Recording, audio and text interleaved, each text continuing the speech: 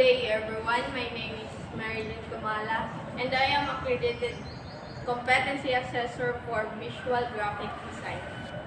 I would like to acknowledge the presence of Ms. Milette Goron, one of the member of our AC manager, and Joanna Jane Taliktik, our representative from TESDA Provincial Office. Good morning, ma'am. You do not have to worry about the process. They are here to oversee the conduct of competency assessment and to check if the conduct is in accordance with the prescribed competency assessment methodology and procedures. They will not assess you. Before I start, let me first check the attendance. Please represent to me your admission slip once your name is called. Krisha Arban.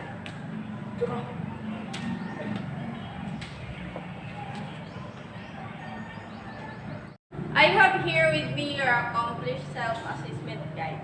This is an indication that you know and can perform all the units of competency enumerated for visual graphic design. Today, I am going to administer competency assessment for visual graphic design. It is the qualification level with core competency of visual graphic design. First, develop design for a logo. Develop design for print media. Develop design for user experience. Develop design for user interface. Develop design for product packaging. Develop design both and product or window display. Of course, the purpose of this assessment is to determine your level of competency. This qualification is composed of basic and core competencies. Competencies is clustered into two COCs, or what we call Certificate of Competencies. Under the COC1, we have the delivery training session. The units of competencies we have are the plan, training session, facilitate, learning session. Purpose of assessment: to gather relevant information about statement performance or progress, or to determine student interacts to make judgment about their learning process. Qualification units of competency in the assessment: basic, common, and core. Tasks to be performed and the evidence to be collected.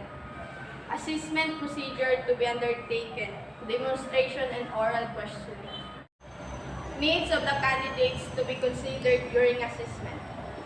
For your personal needs, the laboratory is located at the end of the hallway, and you can also take your meal at the cafeteria. It is located at the lobby. Reasonable adjustment in the assessment procedure. If you have difficulties of understanding the given instruction, please do not hesitate to inform me, because we are willing to translate it for you. Also, doing written examination, if you have dilemma writing down your answers, don't be shy because we can accept your answer verbally. The do's and don'ts. During the assessment, if you have concerned questions of theirs, a need for you to clarify matter concerning the assessment, you may raise your hand because I am more than willing to assist you. But once the assessment has started, please refrain from asking questions that is no longer allowed.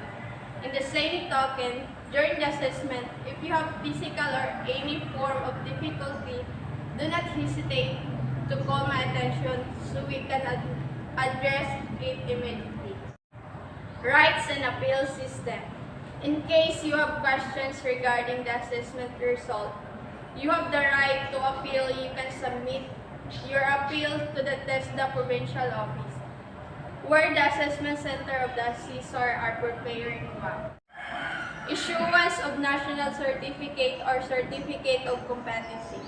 For issuance of national certificate, the AC manager shall inform you where you can get international certificate within 5 working days after the assessment. Reassessment procedure.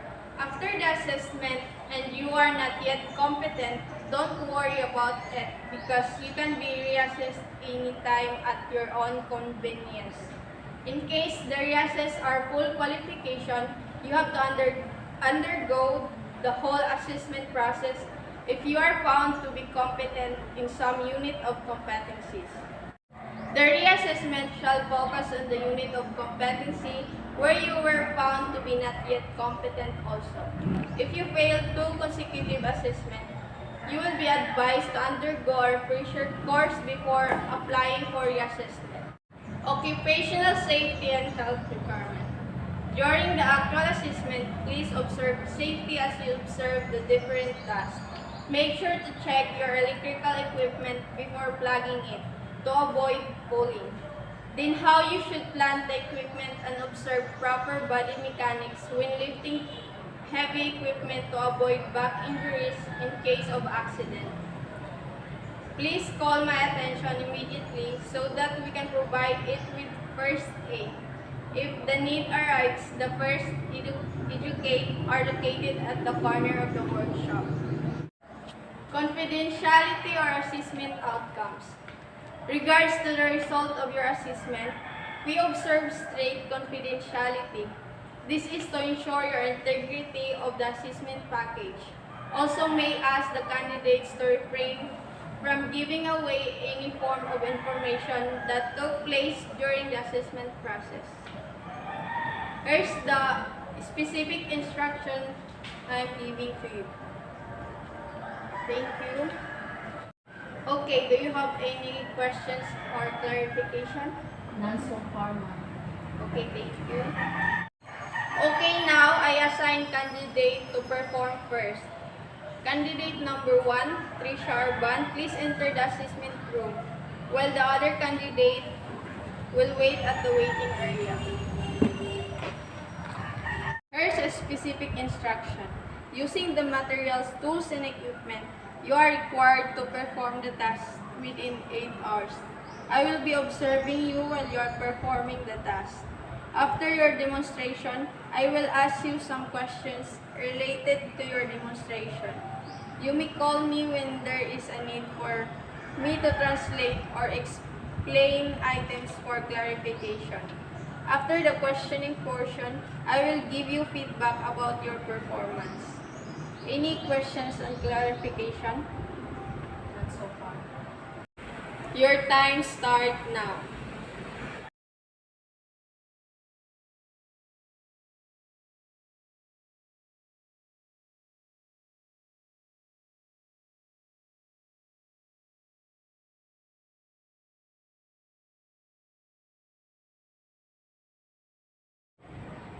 Okay, Trisha, how does the assessment went for you?